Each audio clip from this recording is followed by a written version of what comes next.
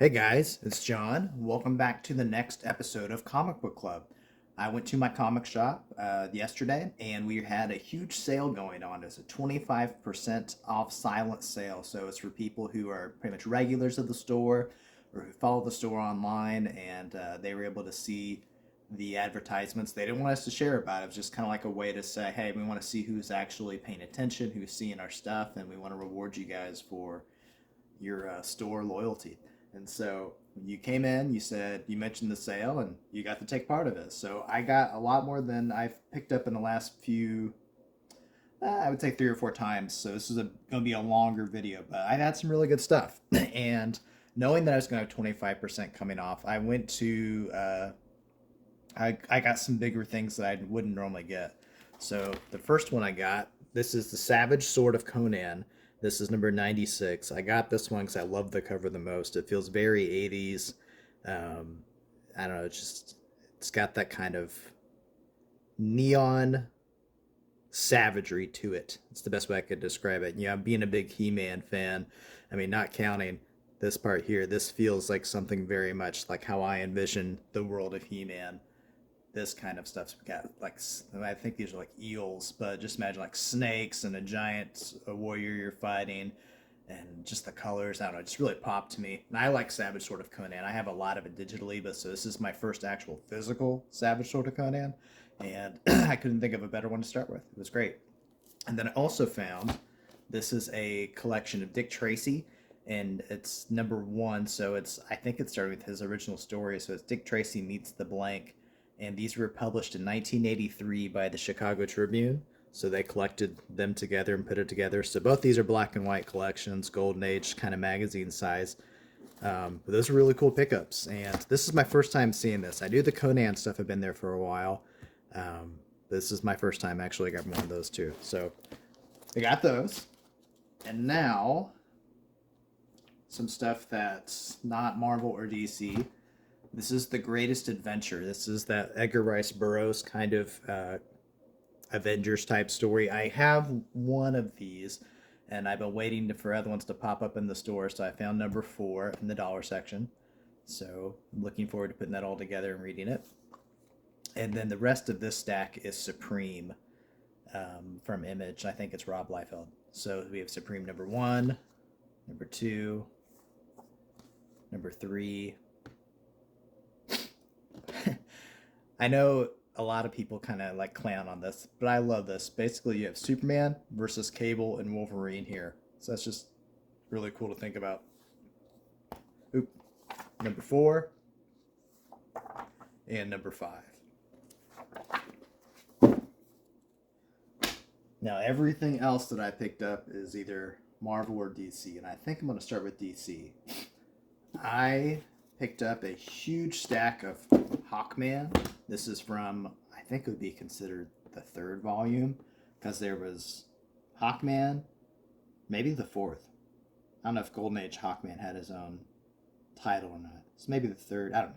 There was Hawkman in the Silver Age, definitely, and then there was Hawkman again in around the Crisis era, which I've been collecting and reading a lot of. And then after that, there was Hawk World, and then Hawkman. So this is from that Hawkman series. So number 4, number 6, number 8, number 9, number 10, number 11, number 14, number 15, number 17, number 16, number 21. Now, this is really cool. I love Guy Gardner, and there's a storyline called The Way of the Warrior, and I didn't know where the other parts were happening. And then when I grabbed these, I realized, hey, this is part of that Warrior storyline. So this is number 22, but it's part 3 of the Warrior story. And then number 23 is part 6 of The Way of the Warrior. Of course, you see Guy. And then 24, 25, 29, 32, and 33. Something really cool about all these, I'm just now noticing as I'm going through them, it seems like every issue was part of some story arc, and that's great. we kind of go back, and I think it kind of starts at least showing up on the covers with, well, no, I mean, no, we didn't have it on number 4, but number 6, you see we got Warcry, and then that was Netherworld Final Rage, but then beginning here we get Godspawn, Godspawn, Godspawn. Then here we get Eyes of the Hawk, Eyes of the Hawk, Eyes of the Hawk, Eyes of the Hawk. Now this one wasn't, at least not on the title. I mean, this is a big enough thing if you follow Hawkman enough, getting Gentleman Ghost and Shadow Thief in here. And then we get Way of the Warrior, Way of the Warrior, Lion Hunt, we have Lion Mane. At least I believe it's Lion Mane. And then Voices of Dissent, Hunter Hunted Prey, Hunter Hunted Prey. So that's really cool that they kept that theme going all the way through with these collected stories. Kind of makes me think of 90s Spider-Man, how they were always like these like 4 or 5 issue arcs. So there's that. And then some other DC. This is Armageddon, the Alien Agenda, number 3. And I think this is a sequel to the Armageddon 2001 annual storyline, which I also got another issue of. This is from the Hawk and Dove annual. And then from Infinite Crisis, we have the Villains United. So number 1, number 3, number 4, and then the special that happened after the miniseries. So this was like happening during the Infinite Crisis. And then Teen Titans Infinite Crisis crossover with Superboy. And then we have Rand Thanagar Holy War, number 1 of 8. And then Hardcore Station Target Earth. I've never heard of this storyline at all, but admittedly, I wasn't following JLA, DC Comics a lot in this time period besides Kyle Rayner. So this is number 5 of a 6-part story, and it's a Jim Starlin story, so should be interesting. And then DC Universe number 0, the ending begins here. I think this leads into Final Crisis. And then Secret Origins of Justice League Part 3 with Booster Gold and Martian Manhunter. Another Bloodlines annual from the Deathstorm part of the story. This is from Legends of the Dark Knight. 0 Hour number 1. Flash 144. Legion 62. And then Adventures of Superman number 442. Superboy 54. Guardian, Superboy 56, still Guardian, and then Guardians of Metropolis number 1 and number 2 of 4, and I believe these are after the Return of Superman. I'm thinking, looking at the dates, I could be wrong, but I think it's after the Return. This is going on. And then Steel number 11, Maximum Orbit. So we got stuff happening with Maxima. Number 12, part 2. I didn't find number 13, but I did find number 14 with Superman and Steel on the cover. And then Action Comics, number 710, number 711, number 712.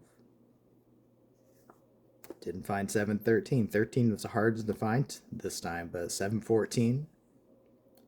And then Man of Tomorrow, number 11. So we'll see if I'm any closer to getting a Superman year. I don't think I am, but one day it's going to happen. Continuing on with some more DC. JLA Titans number 1 and number 3. I got number 2 last time, so now I have this whole story together, so that'll be fun to read. And then JLA number 4, number 5, JLA Year 1, number 22, number 70, number 12 from the Rock of Ages story, number 31, 34, and 114. So lots of DC pickups, and it's been a while since I've had some Marvel pickups, but I definitely did. So this was from one of my polls, Avengers number 31. I saw Kang showing up, and so I knew I had to grab it. And I've realized after the fact that Kang has been like the overarching story this whole series. So I need to track down 1 through 30. and that'll be fun to do. But he's also the going forward. He's still it's like it isn't over yet. So this has been a long storyline. So I already got the next few ones on my pull list. And then Spider-Man 94, number 2. I really liked number 1. I know some people online were kind of not happy about it, but I mean, I've watched enough of the cartoon to tell you that this really matched the tone of the cartoon. And I love how it didn't try to finish the cartoon story, just kind of added another chapter. And like even in that first issue, J.M. DeMatteis said that he's going to leave that story to be told another time. So I think, was it John Semper, the guy who was the showrunner for Spider-Man? I think he's going to allow him to complete his story. Then this is just something that's happening after the fact. And then a facsimile of Fantastic Four, number 10, which I think is the second Doctor Doom. And then the rest of these were from the dollar section. So Deathlock, number 1. Marvel Age, number 119. Fantastic Four Giant Size Adventures. Marvel Adventures starring the Silver Surfer. Infinity Crusade, number 3. And this is one of those. I guess it's not. I misspoke, but Infinity War had the big crossover covers, but not so for Crusade. Avengers Edge of Infinity. And then I got a big chunk here from towards the end of the Avengers line with the Crossing story, which retroactively becomes a Kang story, which is great for me. 394, 398, I believe. It's hard to tell what the font on these. Some of these 395, 399, and 396, 391. I don't know what was happening with Marvel, but like they were just putting the numbering of the issues anywhere. So like you can see right here, it's issue number 391 instead of being here, we're in the corner. I guess we're just trying to change things up. But I mean, for me as a comic reader, it should always be easy to tell where you're at with the issue. And then the Heroic Age of Avengers, Kang becomes a big enemy early on in this series, so I'm starting to grab some of these. So this is like it's after Siege, so it's kind of like Cap's given. It's like if you were a G.I. Joe toy collector, on the back you have the file cards from General Hawk's files on the soldiers. So think about it like that, but it's Cap's files on the heroes. And on the back, it kind of gives you a list of all the heroes he's going to talk about. So these are like who's considered the big people of the hero age here, or the heroic age. And then Avengers Heroic Age number 2, Wonder Man number 12, Punisher 2099 number 4, The Illuminator number 3, The Defenders 107, Captain America Annual number 7, Marvel Knights Double Shot. This is we got a story for Nick Fury and a story for Man-Thing. And then Identity Disc number 2 and number 5. And the last big stack here are all X titles. X Factor number 114 and number 115. And then X Factor number 120 and 121. So 2 big Forge stories. And then number 122, 123, and 124. We got a Sabretooth story going on. And then X-Men 2099, number 10, and number 14. Darkhawk, number 20, with Sleepwalker. Another X-Men 2099, number 28. X-Force 39. Extreme X-Men. I don't know if you could tell, this one is in terrible condition, but I'll at least be able to read it. And then if I ever see another one, I'll pick it up and trade them out. But at least I got some of the story. So Extreme X-Men number 25, Extreme X-Men The Savage Land number 2, and then Cable. So this is Cable number 21, 23.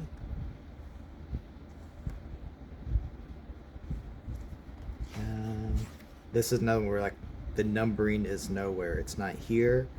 It's not here. It's not a wraparound cover hiding it.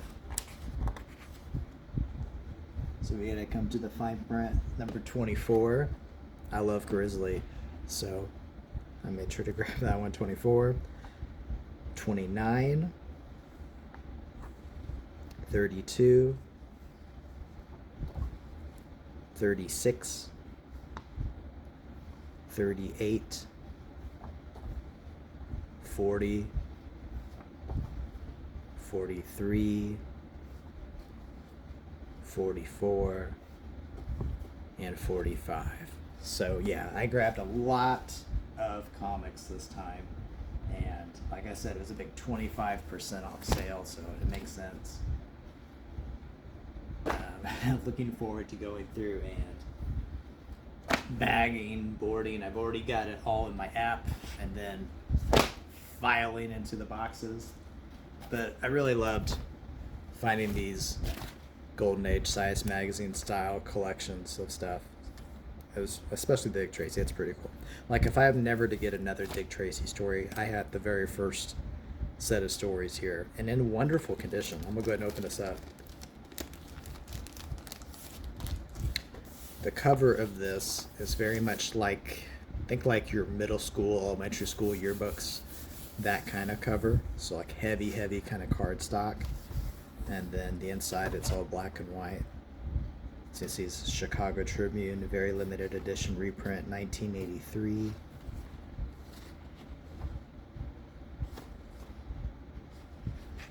The pages are pretty solid white. So whoever this belonged to, they took care of it. So this will be fun to go through and get some great Dick Tracy stories. And then of course this awesome Conan cover. I'll go ahead and show you this one too.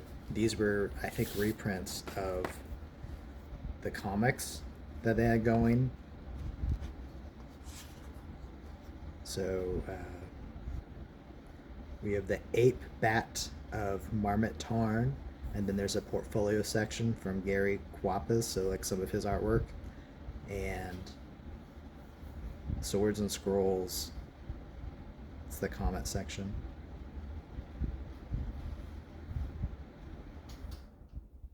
Maybe I'm wrong about the reprinting here, because normally they'll tell you what it's coming from, but this is from 1984. Jim Shooter, Larry Hama,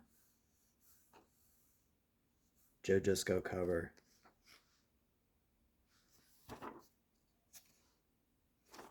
It's really cool.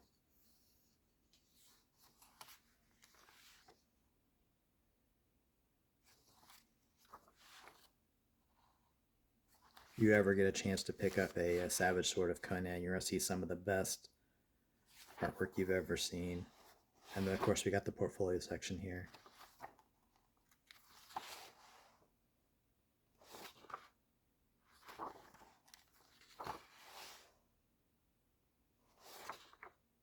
All these look like they could just be framed, and I don't want to tear this apart. But if I was to ever find another one, it'd be fun to do. And then we got this really cool advertisement here. It's a double side. So one side we got a really amazing illustration of Luke Cage, and he says, "The fist will tell you nice, but he ain't here. So listen and listen good. Either you come looking for me in the fist, or I'll come looking for you, and that could get real ugly." So Power Man and Iron Fist are coming back for 60 cents. So that's Luke telling us to get it. Then on the other side, we get Iron Fist. He says, "Listen, Power Man's not here right now, so we have a few seconds to talk. The problem is, he found out that some of you aren't buying our magazine, and that's making him mad. Making him, well, mad. When he gets mad, he breaks things and people." So, almost got like a Blue Beetle and Hulk kind of situation happening with these guys. I've honestly never read Iron Fist and Luke Cage together in Heroes for Hire. I've read some of the early Iron Fist storylines, so I'm guessing that's their dynamic, which is great. But amazing artwork. I'm only sad that that's a double side, because that's one I mean, those are two more that I would like to display if I was ever to get this. again. And then the inside cover makes a poster. So we have, this is the bottom part of it. And then up here we have the top of it. Let's see if I can show you that. So Conan's fighting some giant squid-like Hector Hammond-esque creature. And he's wrapping around his feet. So very, very, very cool stuff. All right, I'll quit wasting your time. Thanks for checking this out. And as always, go to your comic shop because look at all this stuff I was able to find that I probably wouldn't have picked up otherwise. If I was just going to mycomicshop.com, I'd be getting the same books that I've been getting for years. And I probably like, I don't know, maybe even done buying comics. Like, yeah, I finished that. But like there's stuff that popped out that I had no idea about, like that Station War or Hardcore Station storyline, the Guardian of Metropolis stuff, just all kinds of things just pop out to you. And like if they're like my comic shop, almost everything was $1 except for my pickups in the magazines. So check out your comic shops. There's lots of great stuff still out there. There's gonna be things that you've probably forgotten about or never even knew was there that you're gonna want to explore. All right, see you next time.